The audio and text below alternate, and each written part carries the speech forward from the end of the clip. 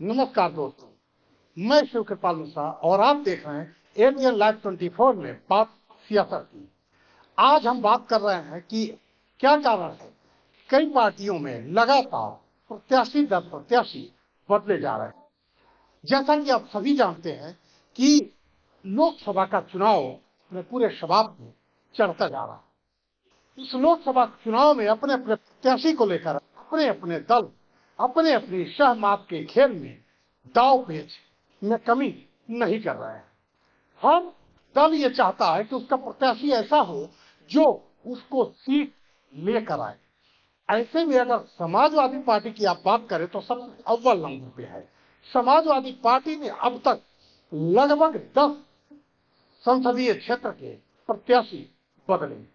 कुल मिलाकर अगर देखें तो इस बार के चुनाव में समाजवादी पार्टी ने जिस तरह के प्रत्याशियों को बदलने का एक बीड़ा उठाया है, अब तक किसी ने नहीं बदला। अगर इन 10 सीटों की अब बात करें तो सबसे मशहूर सीट जो बहुत दिनों से चर्चा में है वह है बदायूं से शिवपाल यादव को प्रत्याशी बनाने की बात चली और प्रत्याशी का नाम घोषित भी किया गया। लेकिन इसके बावजूद वहां पर अभी एक खबर आई कि अब वहां से आदित्य यादव यानी कि शिवपाल यादव के पुत्र को प्रत्याशी बनाया जाएगा। अब इसके पीछे का क्या कारण रहा होगा कि शिवपाल की जगह आदित्य को बनाया गया और वहीं पर उनके परिवार से अगर धर्मेंद्र यादव की बयान की माने तो उनका यह कहना कि अब चाचा की जगह भाई आ गया है तो हो सकता है कि अब प्रचार करने में और उसको जिताने में कुछ और मजा आएगा। अब इस बयान के पीछे का क्या कारण होगा यह तो अब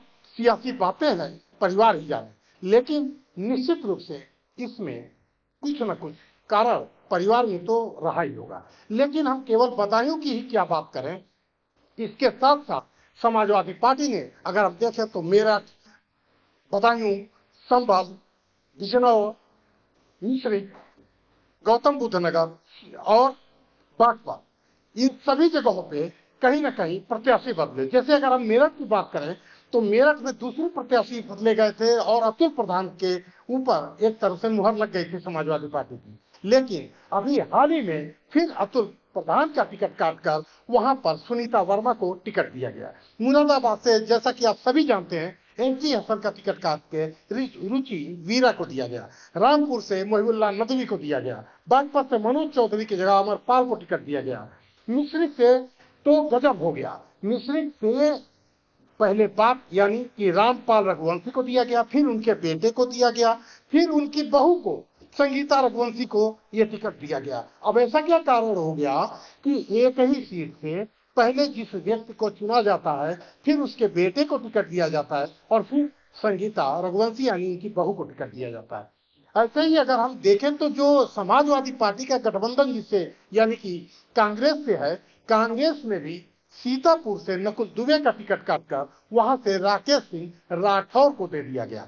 कहीं ना कहीं इस बात की भी वहां से एक बात उठ रही है कि इसके पीछे भी समाजवादी पार्टी का ही हाथ रहा होगा कि जो नकुल दुबे की जगह राकेश सिंह राठौर को टिकट समाजवादी पार्टी ने ही दिलवाया। यह अलग बात है कि वो कांग्रेस के सिंबल से लड़ेंगे, यानी कि कांग्रेस और समाजवादी पार्टी का जो गठबंधन है उस सीट से लड़ेंगे। इसके साथ ही रायबरेली और मेठी में कांग्रेस ने अभी भी संशय बरकरार रखा है। अभी भी यह तय नहीं हो चुका है पूर्ण रूप से कि रायबरेली और अमेठी से चुनाव कौन लड़ेगा। कुल मिलाकर भारतीय जनता पार्टी की जिस तरह से 400 पार और खासकर उत्तर प्रदेश में 80 सीटों के दावे किए जा रहे हैं और जिस तरह के सहमत के खेल भारतीय जनता पार्टी की तरफ से खेले जा रहे हैं उसमें से कहीं भी चूक न हो, इस बात को सारे कील काटे संवारने में समाजवादी पार्टी और उसके